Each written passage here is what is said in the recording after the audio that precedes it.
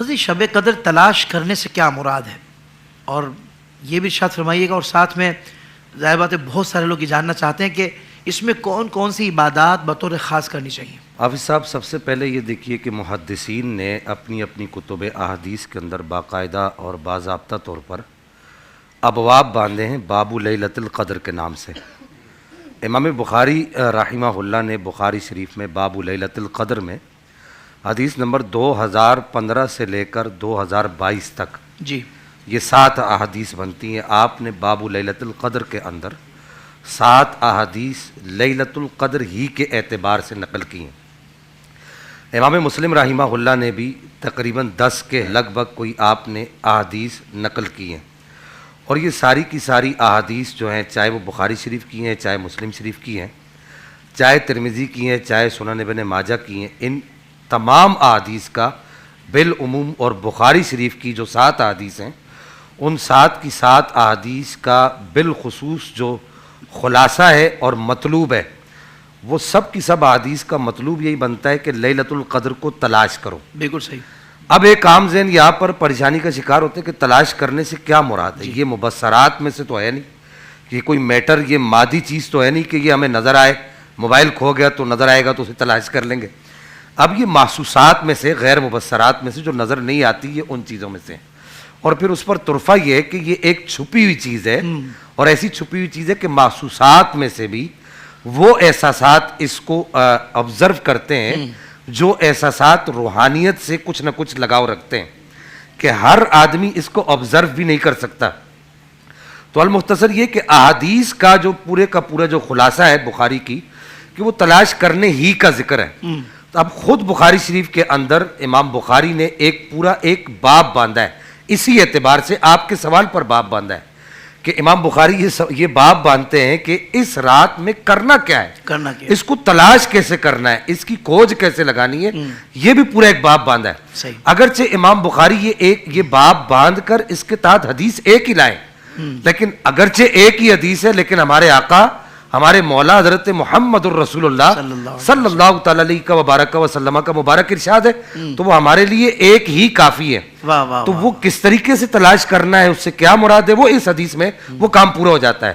آپ صلی اللہ تعالی علیہ وبارک وسلم سے سیدہ عائشہ صدیقہ رضی اللہ تعالیٰ عنہا یہ روایت کرتی ہیں کہ وہ کہتی ہیں کہ اذا دخل العشر شد مئزرہ، کہ جب یہ آخری عشرہ جب داخل ہوتا تو آپ صلی اللہ تعالی علیہ وبارک وسلم اللہ تعالیٰ کی عبادت پر اپنی کمر کو کس لیا کرتے تھے۔ اب یہاں محدثین نے یہ لکھا کہ اس کا مطلب یہ نہیں کہ پورا سال نبی پاک علیہ الصلوۃ والسلام عبادت نہیں کیا کرتے تھے۔ 2 ٹوک الفاظ نے ابن ملقن نے لکھا ہے کہ نبی پاک تو وہ ہستی ہیں کہ آپ کو کہا جاتا ہے کہ یا ایھا المزمل قم اللیل الا قلیلا نصفہ او انقص منہ قلیلا، کہ ہم ابو پوری رات قیام نہیں کیا کرو۔ کہا کہ اس کی وجہ یہ ہے، یہ جو حدیث مبارکہ نقل کر رہی ہے سیدہ عائشہ صدیقہ، امت کی تعلیم کے لیے کہ آپ علیہ الصلوۃ والسلام یہ جو آخری عشرہ آتا تھا، اس آخری عشرے میں عبادت کے لیے آپ علیہ الصلوۃ والسلام کمر کس لیا کرتے تھے۔ وَأَحْيَا لَيْلَهُ، اور آپ صلی اللہ تعالی علیہ وبارک وسلم اس آخری عشرے کی یہ جو 10 راتیں ہوتی تھیں بالعموم، اور بالخصوص یہ جو طاق راتیں ہوتی تھیں، اس میں آپ علیہ الصلوۃ والسلام شب زندہ داری کیا کرتے تھے۔ ویسے آپ صلی اللہ تعالی علیہ وبارک وسلم کا یہ معمول تھا کہ آپ رات کے پچھلے پہر کچھ دیر کے لیے آرام فرمایا کرتے تھے، لیکن ان آخری 10 راتوں میں آپ صلی اللہ تعالی علیہ وبارک وسلم آرام نہیں فرماتے تھے، پوری رات اسٹل نان اسٹاپ جاگتے تھے۔ وَأَيْقَظَ أَهْلَهُ، اور اس کے ساتھ ساتھ آپ صلی اللہ تعالی علیہ وبارک وسلم جہاں خود شب زندہ داری کیا کرتے تھے، وہاں آپ صلی اللہ تعالی علیہ وبارک وسلم اپنے اہل کو بھی، یعنی اپنے اہل خانہ کو بھی جگاتے تھے کہ اٹھو، لیلۃ القدر ہے، یہ بڑی رات ہے، یہ طاق رات ہے، یہ فلاں رات ہے، اس میں اٹھ کر اللہ کی عبادت کرو۔ تو اب یہ تلاش کرنے سے جو مراد ہے نا، وہ یہاں پر سارا مسئلہ حل ہو گیا ہے کہ اس رات میں عبادت کے لیے کمر کو کس لینا ہے، نمبر 1۔ نمبر 2، اس رات کو جاگ کر گزارنا ہے، اللہ کی عبادت کر کے گزارنا ہے۔ یہاں ایک میں تیکھا اور پھیکا جملہ کہنا چاہوں گا، اگر میری ملت کا نوجوان یا میری ملت اس کو کڑوا سمجھے، کڑوا جملہ کہنا چاہوں گا کہ آج طاق رات ہے۔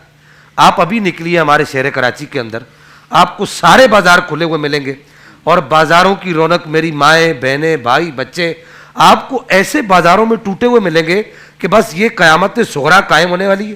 یا اللہ جانے کیا قیامت کبریٰ قائم ہونے والی ہے کہ ہم سے قرآن نے یہ نہیں مانگا تھا کہ تم نے آخری راتوں میں یا رمضان المبارک میں تم نے یہ سارے کام کرنے، بلکہ ہم سے قرآن نے اور حدیث نے یہ مانگا ہے کہ یہ جو نبی پاک کا عمل بتایا جا رہا ہے تم نے یہ کرنا ہے کہ شدہ مئزرہ، کہ عبادت پر اپنے آپ کو کس لینا ہے، اپنی کمر کو کس لینا ہے، اور تم جو ہے ساری رات عبادات کو چھوڑ کے جو ہے بازاروں میں گزارتے، اور اگر کچھ بازاروں سے بچ جاتے، چوکوں پر، پتھاڑوں پر، گلیوں میں، محلوں میں، کوئی بیٹھا ہوا وہاں پر سگریٹ کھینچ رہا ہے، کوئی وہاں بیٹھا ہوا جو ہے وہ گٹکا کھا رہا ہے، پان کھا رہا ہے، اور وہ گپے ہانک رہے ہیں، لڈو کھیلی جا رہی ہے، اور اس طریقے سے اپنا وقت برباد کیا جا رہا ہے. تو ہمیں چاہیے کہ سیدہ عائشہ صدیقہ نے نبی پاک کی جو 3 باتیں بتائی ہیں کہ ہم نے خود بھی عبادت پر کمر کسنی ہے اور اس کے ساتھ ساتھ اپنے اہل خانہ کو بھی عبادت پر اکسانا ہے، اور اس رات کو جاگ کر عبادت کر کے گزارنا ہے. غافل نہ ہو بندہ کہ بالکل بھول نہ جائے کہ میں نے کرنا کیا ہے، بس ٹھیک ہے گزر گئی ختم ہو گیا. اب کسی کے ذہن میں یہ نہ ہے کہ 21 تو گئی 23 تو گئی تو اب کیا کریں. تو امام بخاری نے اس پر بھی پورا ایک باب باندھا ہے.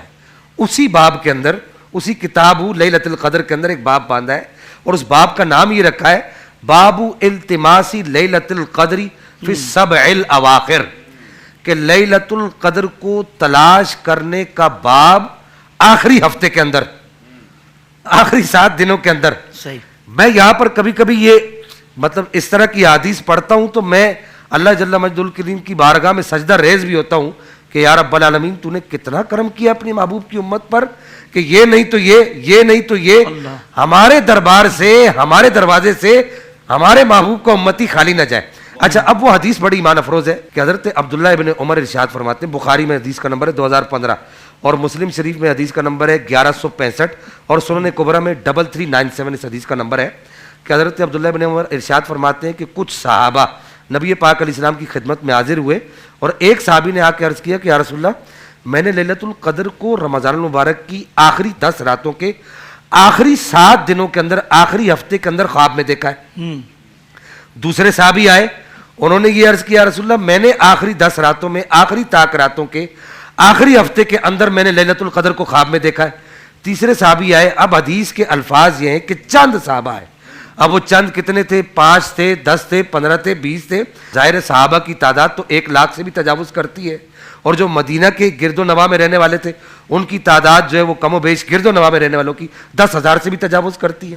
اب اس میں سے کتنے آئے یہاں پر حدیث خاموش ہے، لیکن چند صحابہ آئے، انہوں نے آ کے عرض کیا رسول اللہ، ہم نے یہ جو آخری جو ہفتہ ہے نا خواب میں اس کو دیکھا ہے کہ اس میں لیلۃ القدر آنے والی ہے. اب صحابی کا یا کوئی بھی اللہ کا ولی ہو اس کا خواب حجت نہیں ہوا کرتا، لیکن اگر صحابی نبی پاک کو خواب سنا دے اور نبی پاک اس پر مہر تصدیق ثبت کر دے تو وہ خواب پوری امت کے لیے حجت ہو جاتا ہے.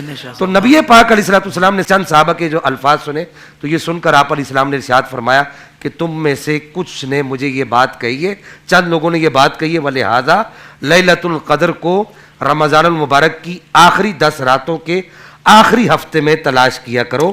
اس سے یہ سمجھ آتی ہے کہ ابھی بھی ہمارے پاس وقت ہے کہ ہمیں ابھی بھی جو ہے اللہ جل مجد الکریم کی بارگاہ میں جھک جانا چاہیے. آج کی رات ہے، پھر 27ویں رات ہے، پھر 29ویں رات ہے، ہو سکتا ہے کہ پاک پروردگار کرم فرما دے. سبحان اللہ، سبحان اللہ. اور شاہ صاحب اس میں جو خاص وظائف وغیرہ اس کے بارے میں بھی خاص آپ ارشاد فرمائیں. دیکھیے اس میں یہ کہ حافظ صاحب کوشش یہ کریں کہ آپ کی سب سے پہلے جو قضا عمری ہے اس کو پورا کریں. صحیح. اور اس کے بعد یہ کہ پہلا جو اسٹیپ ہے، اس سے جو پہلا اسٹیپ ہے وہ یہ ہے کہ اپنے گزشتہ گناہوں سے توبہ کریں. بہت اچھا. اور آئندہ آنے والی زندگی میں اللہ تعالیٰ سے یہ عہد کریں، ارادہ کریں کہ یا رب العالمین آئندہ جو کچھ ہو گیا میں وہ تیری بارگاہ میں آ گیا ہوں، جھک گیا ہوں، مجھے معاف فرما دے، آئندہ میں نہیں کروں گا. اور پھر اس کے بعد یہ کہ اگر کسی کا حق کھایا ہے، حق تلفی کی ہے تو وہ پوری کرے. اور میں اپنی ملت کے نوجوانوں کو یہ کہنا چاہوں گا کہ اگر تمہاری ماں تم سے ناراض ہے تو اس کو راضی کرو. اللہ. اگر تمہارا والد تم سے ناراض ہے تو اس کو اس رات راضی کرو. اور پھر اس کے بعد جب قضا عمری اور یہ دیگر سارے معاملات کر لیں تو پھر قرآن سے اپنا رشتہ جوڑ لیں. جتنا پڑھ سکتے ہیں طلوع صبح صادق تک زیادہ سے زیادہ قرآن پاک پڑھیں. انشاءاللہ اللہ جل مجد الکریم خصوصی کرم فرمائے. کیا بات ہے شاہ صاحب. زندگی کے تمام شعبوں میں دینی رہنمائی حاصل کرنے اور آخرت کو بہتر کرنے کے لیے ہمارے YouTube channel Islamic digital studio کو سبسکرائب کر لیں اور بیل آئیکن بھی پریس کر لیں. سے بھی ملاتا ہے ہمارا